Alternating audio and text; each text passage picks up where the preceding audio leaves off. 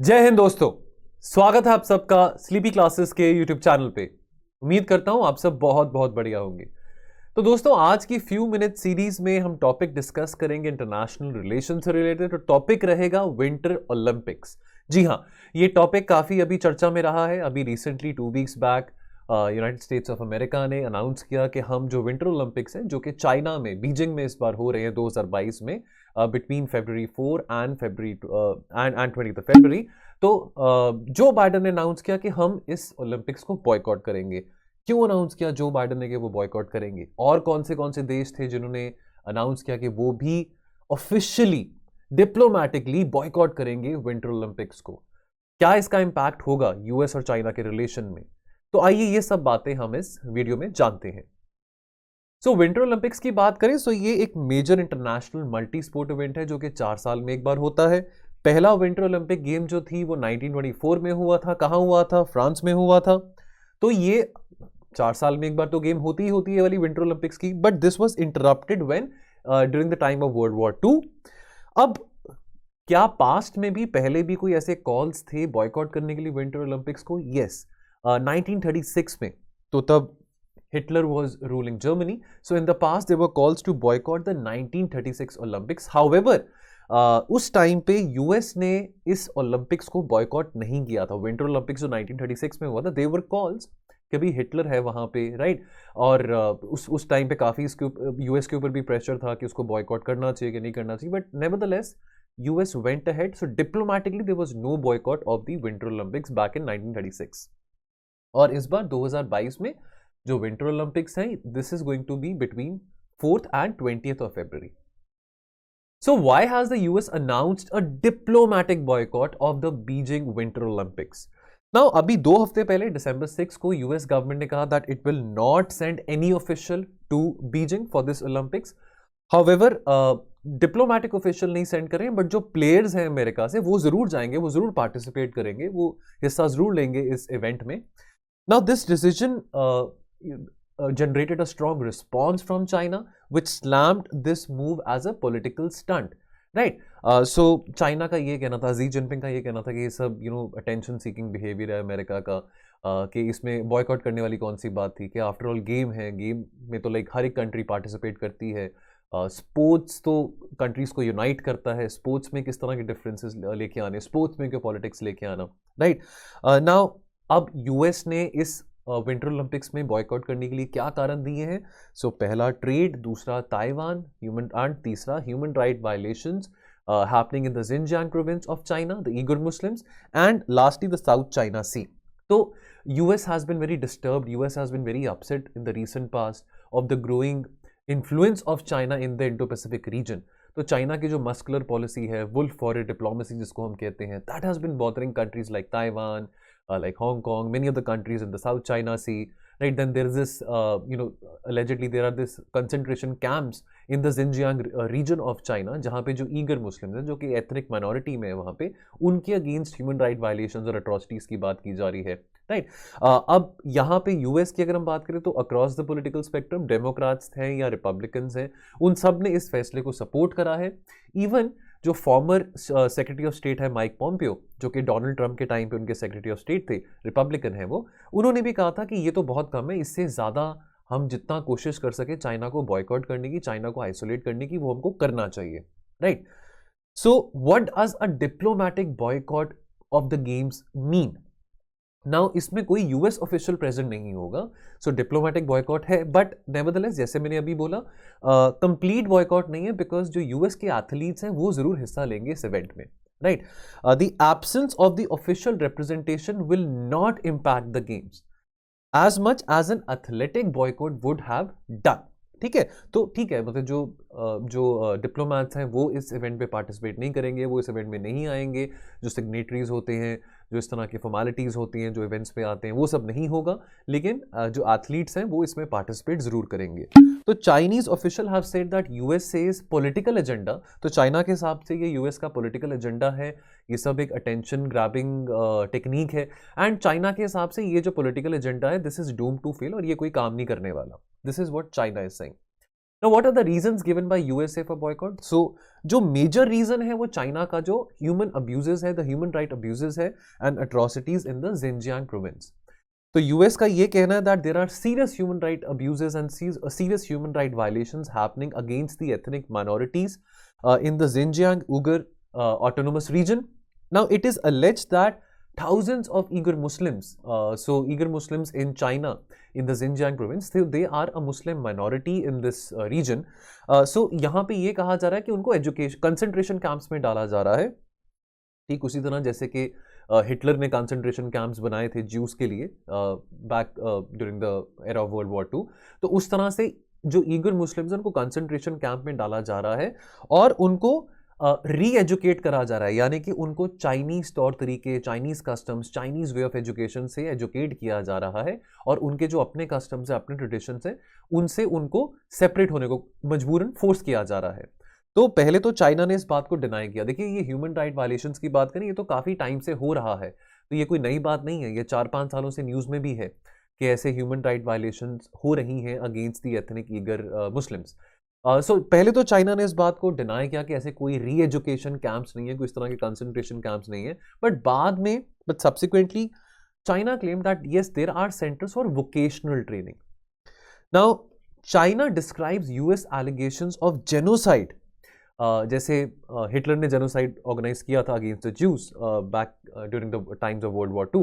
तो उसी तरह से अब ये एलिगेशन यूएस चाइना के ऊपर लगा रहा है, लेकिन चाइना कह रहा है that look, this genocide in Xinjiang which the US is alleging is the biggest lie of the century. ये सब झूठ है, ये सब सच नहीं है और ऐसा कुछ भी नहीं हो रहा, ऐसा चाइना का कहना है. लेकिन सच आपको भी पता है कि एक्चुअल में ऐसा चीज़ हो रही है, ये कोई नई बात नहीं है. This has been happening from the last couple of years as well. It's all out in the open, but China, as China is, it refuses to accept all these allegations.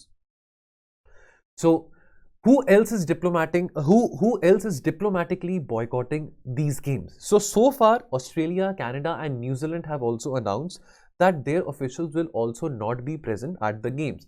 तो ऑस्ट्रेलिया देखिए अब AUKUS alliance बना है जहाँ पे Australia, UK और USA इकट्ठे हैं, तो डेफिनेटली ऑस्ट्रेलिया का इसको बॉयकॉट करना, यूएस के साथ चलना बहुत लाजमी सी बात है.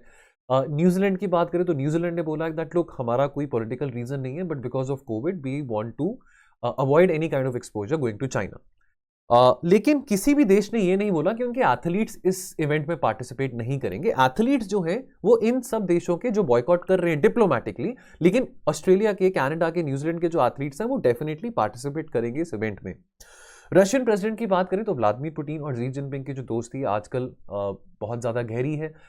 So obviously Russian President Vladimir Putin will definitely attend this event, and he has said that he will travel to Beijing for the opening, for the inauguration of the Winter Olympics, while China has been also garnering support from countries in Latin America and Africa. So interestingly, abhi last month there was this meeting of the foreign ministers of Russia, India and China, जहाँ पे India ने भी अपनी support जताई है कि भाई हम पार्टिसिपेट करेंगे डिप्लोमेटिकली भी, और वैसे भी एथलीट्स भी तो पार्टिसिपेट करेंगे, लेकिन इंडिया ने डिप्लोमेटिक बॉयकॉट की बात नहीं करी है. Now this is very interesting because देखिए अब यूएस ने डिप्लोमेट बॉयकॉट की बात करी है, और हिस्टोरिकली हमारे और चाइना के बीच में भी जो रिश्ते हैं वो अभी, अगर हम प्रेजेंट सिनेरियो की बात करें तो बहुत टेंस है, खास करके पिछले 2 सालों में. तो ये बहुत इंटरेस्टिंग बात है कि इंडिया ने अपना एक बैलेंस मेंटेन करके रखा. इंडिया ने यूएस के साथ नहीं इस बात को अलाय किया कि हम भी बॉयकॉट करेंगे.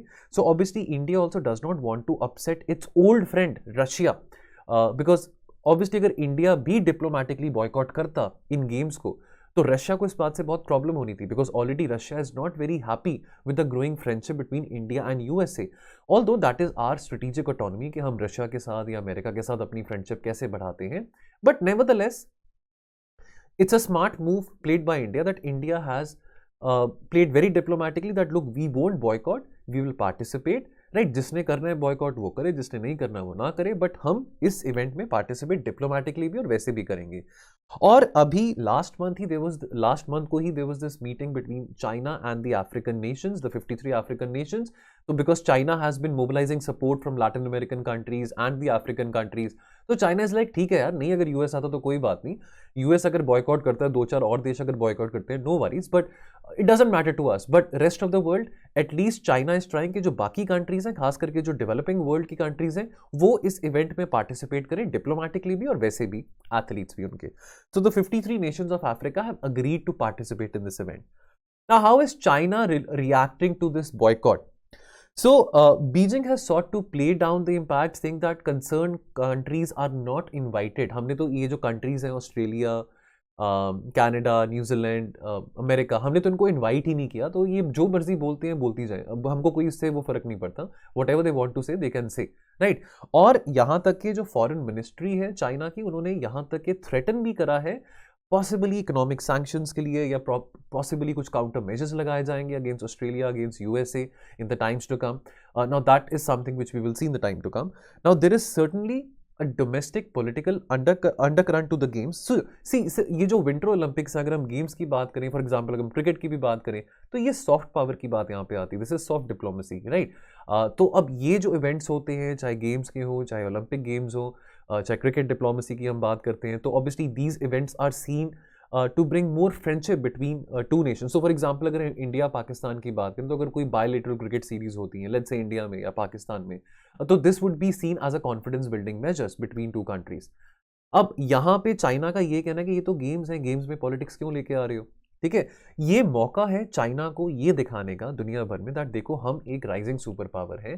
This is the opportunity for China to showcase its strength, that look हमारे यहाँ पे ओलंपिक गेम्स हो रही है, so that also prove that हम कितना आगे बढ़ चुके हैं, दैट हमने अपनी इकोनॉमी को कितना ज़्यादा रेस करा है, and sort of this demonstrates the re-emergence of China as a very strong global power, which USA cannot take very lightly.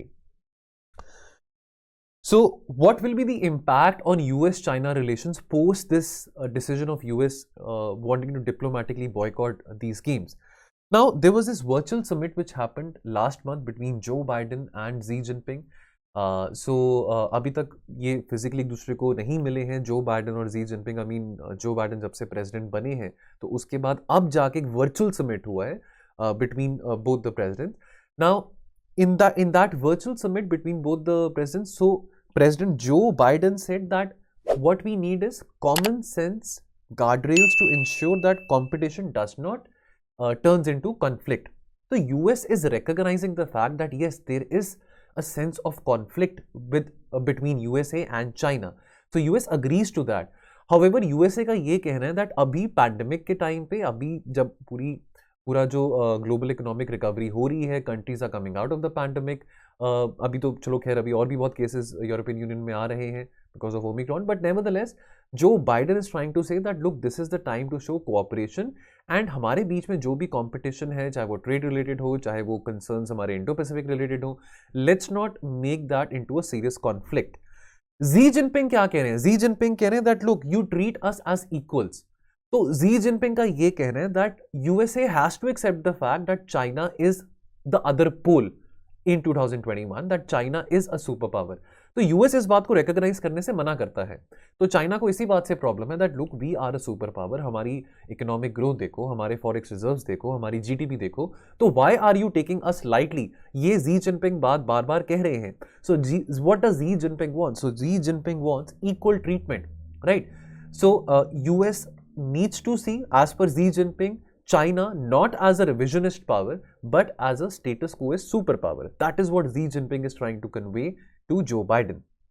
And also in this virtual summit, Xi Jinping also warned the US president that let's not try to start a new Cold War. अगर आप cooperation की बात कर रहे हैं तो हम cooperation दिखाने को तैयार हैं, लेकिन आप अपनी तरफ से 2 कदम अगर बढ़ाएंगे तभी हम कुछ उसमें कोऑपरेट कर पाएंगे, ठीक है? So this thing doesn't add up. So जहां पे जो बाइडेन एक तरफ कोऑपरेशन दिखाने की बात कर रहे हैं, लेस ऑफ कन्फ्लिक्ट की बात कर रहे हैं, और उसी तरफ यहाँ पे डिप्लोमेटिक बॉयकॉट की बात हो रही है बीजिंग ओलंपिक्स गेम्स को। Now, what other boycotts have happened in the past Olympics? So, जो most prominent boycott हुआ था वो 1980 में हुआ था.